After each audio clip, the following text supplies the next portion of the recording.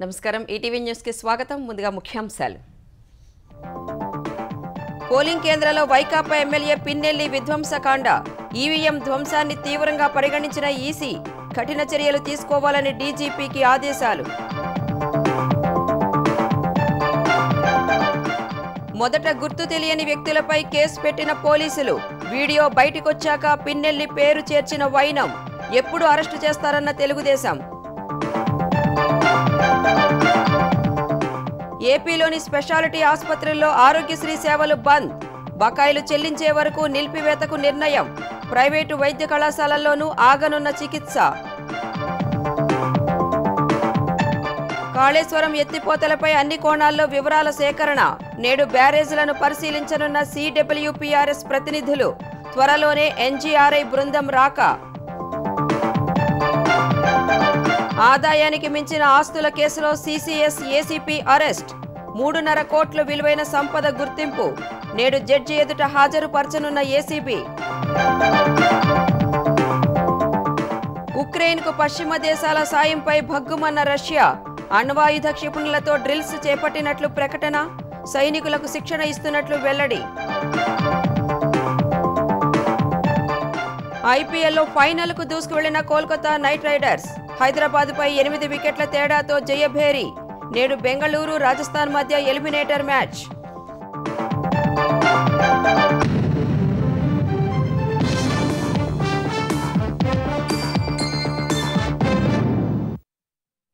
అరాచకానికి దౌర్జన్యానికి గూండాయిజానికి పెట్టింది పేరైన మాచర్ల వైకాపా ఎమ్మెల్యే పిన్నెల్లి రామకృష్ణారెడ్డి ఒక పోలింగ్ కేంద్రంలోకి దూసుకువెళ్లి ఈవీఎంను నేలకేసి కొట్టారు తాను శాసన సభ్యుణ్ణి మర్చిపోయి వీధి రౌడీలా గూండాలా ప్రవర్తించారు ఈ నెల 13న పోలింగ్ సందర్భంగా జరిగిన దురాగతానికి సంబంధించి సీసీ కెమెరా వీడియో మంగళవారం వెలుగులోకి వచ్చింది సీసీ కెమెరాలో రికార్డైనా పోలీసులు మాత్రం గుర్తు తెలియని వ్యక్తి పగలగొట్టారంటూ కేసు పెట్టారు తాజాగా వీడియో బయటకు రాగా తప్పనిసరి పరిస్థితుల్లో కేసులో ఆయన పేరు చేర్చారు అటు ఈవీఎం ధ్వంసాన్ని తీవ్రంగా పరిగణించిన ఈసీ చర్యలు తీసుకోవాలని డీజీపీని ఆదేశించింది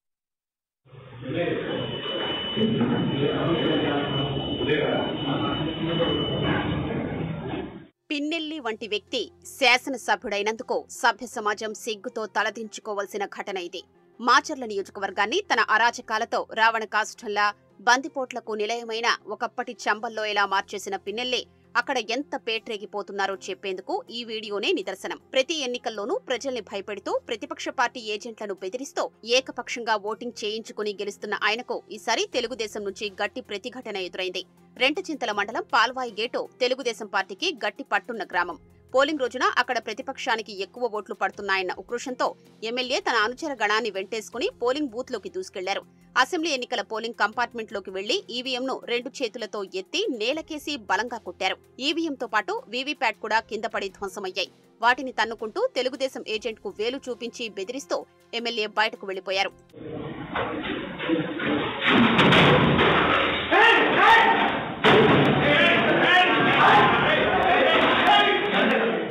నిబంధనలకు విరుద్ధంగా ఎమ్మెల్యే అనుచరుణ్ణి వెంటేసుకుని పోలింగ్ కేంద్రంలోకి దూసుకెడుతున్నా పోలీసులు పోలింగ్ సిబ్బంది అడ్డుకోలేదు ఆయన పోలింగ్ బూత్ లోకి రాగానే సిబ్బంది లేచి నిలబడి నమస్కారం కూడా పెట్టారు ఆయన నేరుగా పోలింగ్ కంపార్ట్మెంట్ లోకి వెళ్లి ఈవీఎంను నేలకేసి కొట్టారు తెలుగుదేశం ఏజెంట్ నంబూరి శేషగిరిరావు ఎమ్మెల్యే పైకి దూసుకెళ్లారు ఆయన అనుచరుల్లో ఒకరితో కలబడి పిడిగుద్దులు గుద్దారు ఎమ్మెల్యే పైకి కూడా విసురుగా వెళుతుంటే ఆయన అనుచరులు గట్టిగా పట్టుకుని ఆపేశారు ఈ ఘటనతో పోలింగ్ సిబ్బందితో పాటు ఓటర్లు భీతావాహులయ్యారు ఎమ్మెల్యే ఈవీఎంను విసిరి కొడుతున్న సమయానికి మహిళా పోలింగ్ సిబ్బంది భయంతో ఒక మూలకు వెళ్లిపోవడం సీసీ కెమెరాలో రికార్డైంది ఎమ్మెల్యే ఈవీఎంను ధ్వంసం చేసి బయటకొచ్చాక ఆయన అనుచరులు రెచ్చిపోయారు తెలుగుదేశం కార్యకర్తలపై రాళ్ల వర్షం కురిపించారు నంబూరి శేషగిరిరావుపై దాడి చేయడంతో ఆయన తలకు బలమైన గాయమైంది శేషగిరిరావు సహా తెలుగుదేశంలో కీలకంగా వ్యవహరించిన కొందరు ఎమ్మెల్యే ఆయన అనుచరుల అరాచకాలకు భయపడి ప్రస్తుతం అజ్ఞాతంలో ఉన్నారు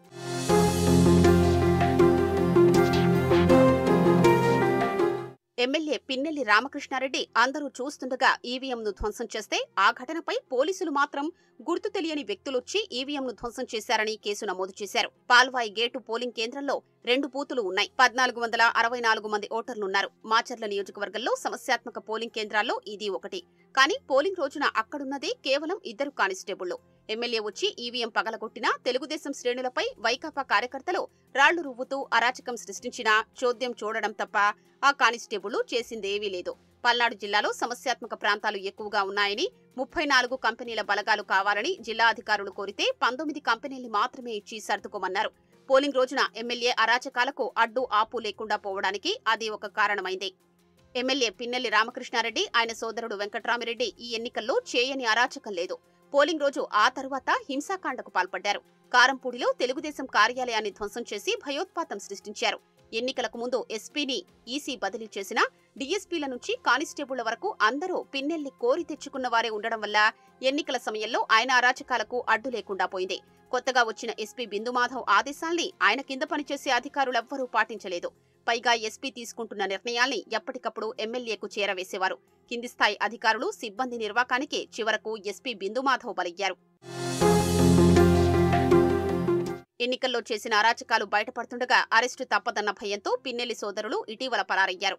పల్నాడులో హింసాకాండపై హైకోర్టు చీవాట్లు పెట్టడం, ఎస్పీ సహా 7 పోలీసు అధికారులపై ఈసీ వేటు వేయడం, కలెక్టర్ను బదిలీ చేయడం వల్ల ఇక తమ ఆటలు సాగవని పిన్నెల్లి సోదరులకు అర్థమైంది. అల్లర్లపై సిట్ను నియమించాక పిన్నెల్లి సోదరులు పొరుగు రాష్ట్రానికి పారిపోయి తలదాచుకుంటున్నట్లు ప్రచారం జరుగుతోంది. మరోవైపు మాచర్లలో ఎమ్మెల్యే, ఆయన సోదరుడు, అనుచరులు అన్ని అరాచకాలు చేసినా ప్రత్యేక దర్యాప్తు బృందం అక్కడికి వెళ్లలేదు. ఏం జరిగిందో తెలుసుకోలేదు. పాల్వాయి గేట్ పోలింగ్ బూత్ లో ఎమ్మెల్యే చేసిన విధ్వంసం, ఈవీఎంను పగలగొట్టడం వెబ్కాస్టింగ్ ద్వారా ఎన్నికల సంఘం అధికారులు నేరుగా చూడొచ్చు. సీసీ కెమెరాల్లో రికార్డైన దృశ్యాలు ఉన్నాయి. పోలింగ్ సిబ్బంది సెల్ ఫోన్లోనూ రికార్డు చేశారు. కానీ మంగళవారం వీడియో వెలుగులోకొచ్చే వరకు ఈసీకి ఆ విషయం తెలియలేదంటే, కేసు నమోదు చేయలేదంటే ఎన్నికల సంఘం, అధికార యంత్రాంగం, పోలీసులు ఎంత చక్కగా పనిచేస్తున్నారో అర్థమవుతోంది. వీడియో వెలుగులోకొచ్చాక ఈసీ హడావిడిగా దిద్దుబాటు చర్యలు చేపట్టింది. కేసు నమోదు చేయాలని డీజీపీకి ఆదేశాలు జారీ చేసింది. జగన్ కోసం చట్టాన్ని అతిక్రమిస్తే జైలు పాలయ్యేది అధికారులేనని మాజీ ఎమ్మెల్యే బోండా ఉమామహేశ్వరరావు హెచ్చరించారు. సిట్ రిపోర్టును వెంటనే డీజీపీ బయటపెట్టాలని ఆయన డిమాండ్ చేశారు. రక్తపాతం సృష్టించిన పెద్దిరెడ్డి రామచంద్రారెడ్డి, పిన్నెల్లి సోదరులు భూమన కరుణాకర్ రెడ్డి, గోపిరెడ్డి శ్రీనివాసరెడ్డి, చెవిరెడ్డి భాస్కర్ రెడ్డిని వెంటనే అరెస్టు చేయాలన్నారు. సస్పెండ్ అయిన అధికారులు, అరాచకం సృష్టించిన నేతల కాల్ డేటాను బయటకు తీసి తప్పు చేసిన వారిని అరెస్టు చేయాలని కోరారు. వైకాపా నేతల ఇళ్లలో బాంబులు, వేట కొడవళ్లు దొరికినా కేసులు నమోదు చేయకపోవడం దారుణమని బోండా ఉమా మండిపడ్డారు. సిట్టు నివేదికని బహిరంగంగా మీరు ప్రెస్ మీట్ పెట్టి చెప్పండి. ఏదో 1500 మీద కేసులు పెట్టాం, 1000 మంది మీద కేసులు పెట్టాం. ఎవరి మీద పెట్టారు కేసులు? అసలు గొడవ కారకులైనటువంటి పిన్నెల్లి బ్రదర్స్ ఉన్నారా దీంట్లో? ఆ సిట్ రిపోర్ట్లో ఎందుకు అరెస్ట్ చేయట్లా వాళ్ళని? ఎస్పీనే డైరెక్ట్ గా పట్టుకున్నాడు బిందు మాధవ్. డీజీపీ గారు, మీ ఎస్పీ పట్టుకున్నటువంటి బాంబులు, పెట్రోల్ బాంబులు, వేట కొడవళ్లు కనబడటం లేదా? ఢిల్లీలో ఉన్న ఎలక్షన్ కమిషన్ తెలుసుకొని మీ అధికారులను సస్పెండ్ చేసినా మీరు ఎందుకు చర్యలు తీసుకోవట్లేదు? శాంతి భద్రతలకు విఘాతం కలిగిస్తే ఎంతటి వారినైనా ఉపేక్షించేది లేదని పల్నాడు జిల్లా ఎస్పీ మల్లికా గార్గ్ హెచ్చరించారు. మాచర్ల నియోజకవర్గంలో శాంతి భద్రతలపై పోలీసు ఉన్నతాధికారులతో సమీక్ష నిర్వహించిన ఆమె పోలింగ్ రోజు, ఆ తర్వాత జరిగిన హింసాత్మక ఘటనలను దృష్టిలో పెట్టుకుని అవాంఛనీయ ఘటనలు జరగకుండా చర్యలు తీసుకుంటున్నామని తెలిపారు. సమస్యాత్మక ప్రాంతాల్లో సీఆర్పీఎఫ్, ఏపీఎస్పీ ప్రత్యేక కేంద్ర బలగాలతో పటిష్ట బందోబస్తు ఏర్పాటు చేసినట్లు వివరించారు. అభ్యర్థుల రక్షణతో పాటు నియోజకవర్గంలో శాంతి భద్రతల పరిరక్షణకు ప్రాధాన్యత ఇస్తున్నామని చెప్పారు. దాడులకు పాల్పడిన అందరినీ అదుపులోకి తీసుకునే పనిలో ఉన్నట్లు ఎస్పీ మల్లికా గార్గ్ స్పష్టం చేశారు. So you can say that we have taken action around 350 persons approximately. Remaining కొంచెం అది 200 some మిగిలిపోయారు. వాళ్ళు కూడా నెక్స్ట్ 2 days లో అవుతారు. అండ్ ఇక్కడ గుజ్జల సబ్ డివిజన్లోనే అరౌండ్ 149 persons బాండ్ కూడా రీచ్ చేశారు. వాళ్ళకి నోటీస్ కూడా వస్తుంది. సో క్యాండిడేట్స్కి మనం ఎక్కడైనా విదౌట్ పోలీస్ అది బికాజ్ వాళ్ళ థ్రెట్ పర్సెప్షన్ చాలా పెరిగింది. సో ఆ థ్రెట్ పర్సెప్షన్ బట్టి మనం పోలీస్ ప్రెజెన్స్లోనే వాడు. సమగ్ర పరీక్షల తర్వాత నిపుణుల కమిటీ సూచనల మేరకే మేడిగడ్డ సహా మిగిలిన ఆనకట్టల మరమ్మతుల విషయంలో ముందుకు వెళ్లాలని తెలంగాణ ప్రభుత్వం నిర్ణయించింది. సర్కార్ నిర్ణయానికి అనుగుణంగా పరీక్షల కోసం నీటిపారుదల శాఖ కేంద్ర ప్రభుత్వ సంస్థలతో సంప్రదింపులు జరుపుతోంది. పూణేలోని CWPRS సంస్థ ప్రతినిధులు ఇవాళ బ్యారేజ్లను పరీక్షించనున్నారు. 3 ఆనకట్టలకు 3 రకాల పరీక్షలు నిర్వహించాలన్న NDSA నిపుణుల కమిటీ పియర్స్ కుంగిన ప్రాంతంలో మేడిగడ్డ ఆనకట్టకు అదనంగా కాంక్రీట్ ఇన్వెస్టిగేషన్స్ కూడా చేయాలని స్పష్టం చేసింది. కాళేశ్వరం ప్రాజెక్టులోని మేడిగడ్డ సహా అన్నారం, సుందిళ్ల ఆనకట్టల మరమ్మతులకు సంబంధించి జాతీయ డ్యామ్ సేఫ్టీ అథారిటీ నిపుణుల కమిటీ సిఫార్సు చేసిన పరీక్షలన్నీ చేసిన తర్వాతే తిరిగి వారి అభిప్రాయాల మేరకే ముందుకెళ్లాలని రాష్ట్ర ప్రభుత్వం నిర్ణయించింది. పరీక్షలు కూడా స్థానిక సంస్థలు కాకుండా NDSA కమిటీ సూచించిన కేంద్ర ప్రభుత్వ రంగ సంస్థలచే చేయించాలని తీర్మానించింది. బ్యారేజీలకు పరీక్షల కోసం ఢిల్లీలోని central soil and material research station CSMRS, పూణేలోని central water and power research station CWPRS, హైదరాబాద్లోని national geophysical research institute NGRA సేవలను వినియోగించుకోవాలని రాష్ట్ర ప్రభుత్వానికి కమిటీ సూచించింది. ఈ మేరకు నీటిపారుదల శాఖ ఇప్పటికే ఆయా సంస్థలను సంప్రదించింది. NDSA నిపుణుల కమిటీ సూచన మేరకు పరీక్షలు నిర్వహించాలని, అందులో భాగంగా మొదట బ్యారేజీలను పరిశీలించాలని కోరింది. CWPRS సంస్థ ప్రతినిధులు బుధవారం 3 ఆనకట్టలను పరిశీలించనున్నారు. NGRA ప్రతినిధులు కూడా 1-2 రోజుల్లో పరిశీలన చేస్తారని చెబుతున్నారు. 3 సంస్థలు క్షేత్రస్థాయిలో పరిశీలించి అధికారులతో చర్చించిన తర్వాతే ఎవరితో ఏ పరీక్షలు చేయించాలన్న విషయమై ఓ నిర్ణయానికి వస్తారు. వీలైనంత త్వరగా పరీక్షలు ప్రారంభించాలన్న ఆలోచనలో ప్రభుత్వం ఉంది. NDSA నిపుణుల కమిటీ సిఫార్సు చేసిన పరీక్షల్లో కొన్ని వర్షాకాలం కంటే ముందు పూర్తి చేయాల్సి ఉంది. వర్షాలు పడి ఒకసారి బ్యారేజీలోకి నీటి ప్రవాహాలు ప్రారంభమైతే ఆ పరీక్షలకు ఆటంకం కలుగుతుంది. అందుకు అనుగుణంగా త్వరితగతిన పరీక్షలు ప్రారంభించాలని భావిస్తున్నారు.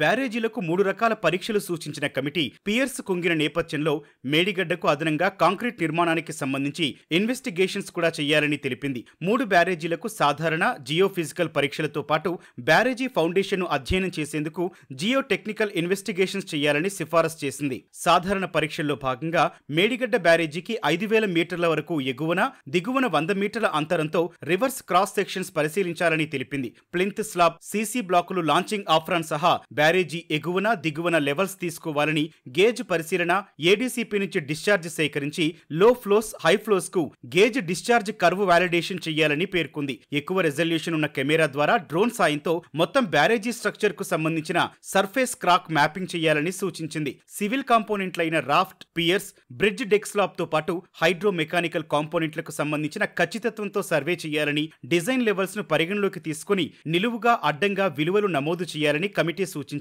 బ్యారేజీ రాఫ్ట్ పై గ్రౌండ్ పెనిట్రేటింగ్ రాడార్ GPR, ఎగువ దిగువ భాగాల్లో ఎలక్ట్రికల్ రెసిస్టివిటీ టోమోగ్రఫీ ERT విధానంలో జియోఫిజికల్ పరీక్షలు చేయాలని కమిటీ తెలిపింది. ఆ పరీక్షల ఫలితాలను బోర్ గుంతల పరీక్షల ద్వారా పరిశీలించాలని, ఆ ప్రక్రియ వర్షాకాలం కంటే ముందే పూర్తి కావాలని పేర్కొంది. బ్యారేజీ upstream, downstream secant pile cutoff, parametric జాయింట్ల సామర్థ్యాన్ని అధ్యయనం చేసేందుకు తదుపరి మరిన్ని జియోఫిజికల్ పరీక్షలు కూడా వర్షాకాలం కంటే ముందే నిర్వహించాలని సూచించింది. మేడిగడ్డ బ్యారేజీ 7వ బ్లాక్ లోని సీకెంట్ పైల్స్ లను ప్యారలల్ సెస్మిక్ మెథడ్ ద్వారా సీకెంట్ పైల్స్ కు సమీపంలో బోర్ గుంతలు వేసి అండర్ ప్యారలల్ సెస్మిక్ విధానం ద్వారా పరీక్షలు చేయాలని సూచించింది.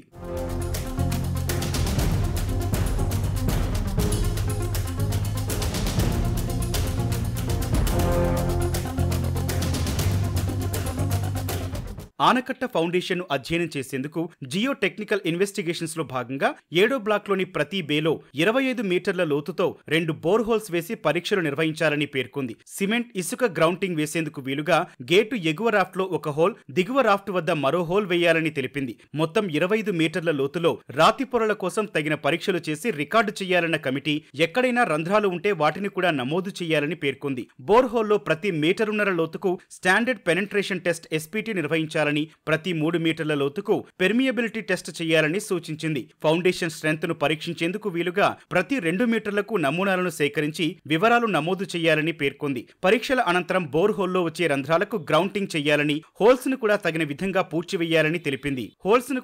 విధంగా పూడ్చివేయాలని తెలిపింది. సబ్ సర్ఫేస్ ఫ్లో పరిస్థితులను పరిశీలించేందుకు గాను వైబ్రేటింగ్ ఫైర్ ఫిజియోమీటర్స్ ను ఏర్పాటు చేసేందుకు దిగువ రాఫ్ట్ లో వేసిన బోర్ హోల్స్ ను ఉపయోగించుకోవాలని పేర్కొంది. 7వ బ్లాక్ లోని పియర్స్ కుంగినందున కాంక్రీటు నాణ్యతను అధ్యయనం చేసేందుకు గాను మేడిగడ్డ ఆనకట్టలోని 16 నుంచి 21వ పియర్స్ వరకు పరీక్షలు చేయాలన్న కమిటీ పగుళ్ల సమీపంలో అవకాశం ఉన్న చోట రీబౌండ్ హ్యామరింగ్ చేయాలని పేర్కొంది. వాటి ఆధారంగా అల్ట్రాసానిక్ పల్స్ వెలాసిటీ యూపీవీ పరీక్షలు చేయాలని సూచించింది. ఎక్కడైనా కాంక్రీటు నాణ్యతపై అనుమానం వస్తే కాపో పరికరాల సాయంతో మరిన్ని విస్తృత పరీక్షలు నిర్వహించాలని సూచించింది. ఎన్డీటీ పరీక్షలతో పాటు ప్రతి బేలోని రాఫ్ట్ పియర్ నుంచి 100 మీటర్ల వ్యాసంతో 3 పొరల వరకు సాంద్రత, సామర్థ్యం, ఇతర ప్రమాణాలకు సంబంధించిన పరీక్షలు నిర్వహించాలని కమిటీ పేర్కొంది.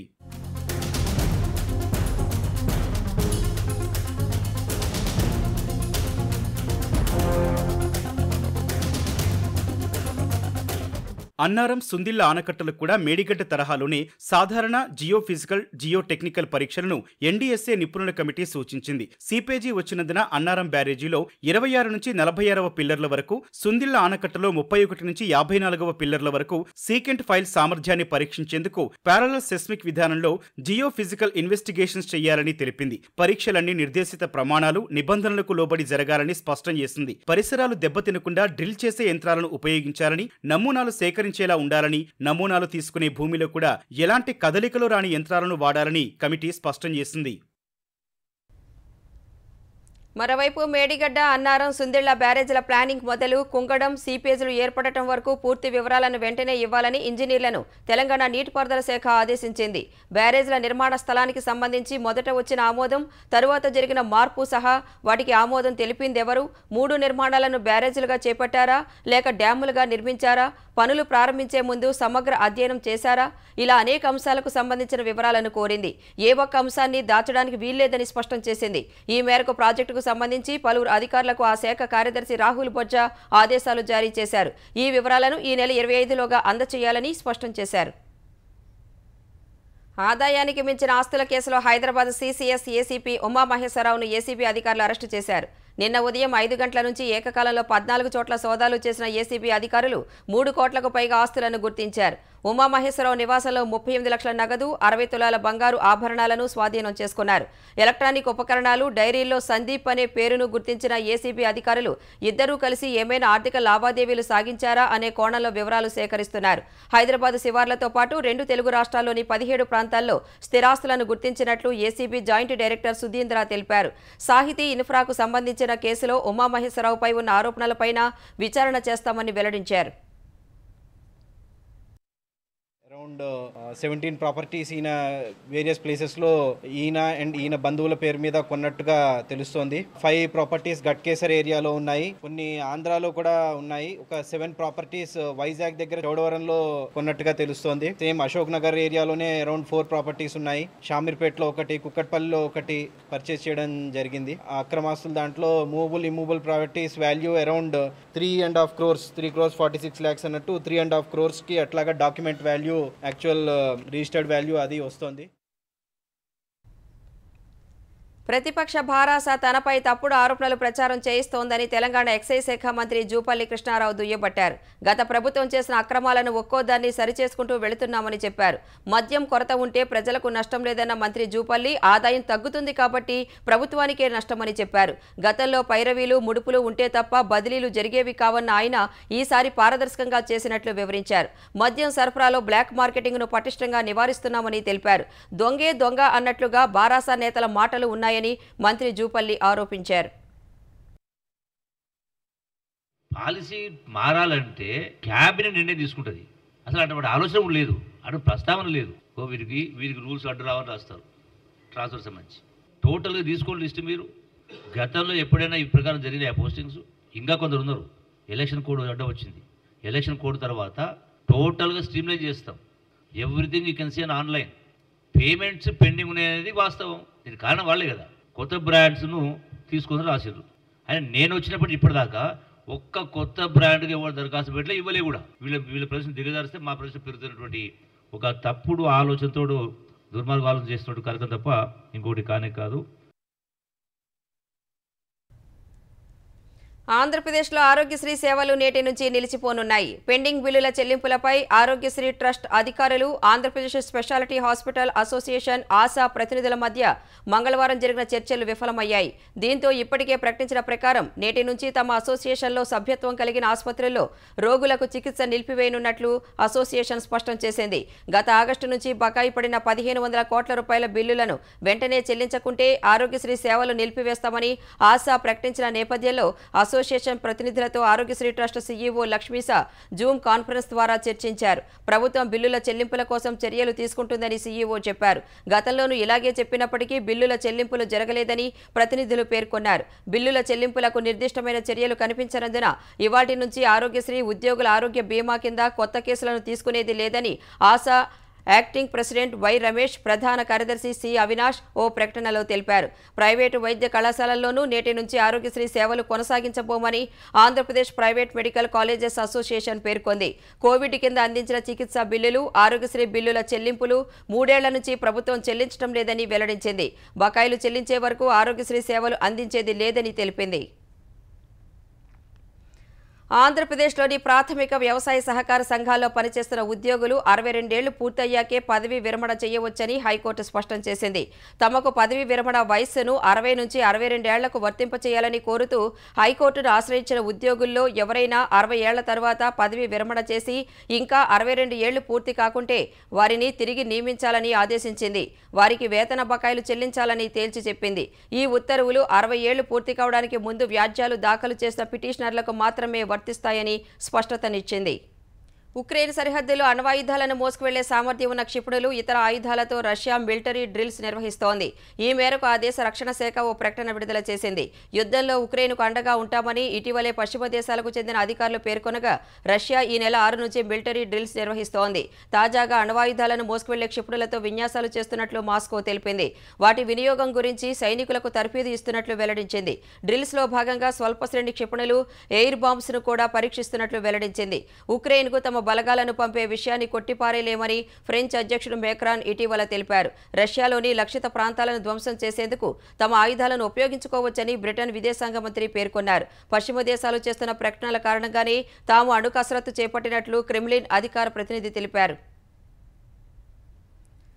లండన్ నుంచి సింగపూర్ వెళుతుండగా సింగపూర్ ఎయిర్లైన్స్కు చెందిన ఓ విమానం తీవ్రమైన కుదుపులకు లోనైంది. ఈ నెల 20న జరిగిన ఈ ఘటనలో ఒకరు మృతి చెందగా 30 మంది ప్రయాణికులకు గాయాలయ్యాయి. కుదుపుల సమయంలో విమానంలో భయానక వాతావరణం నెలకొంది.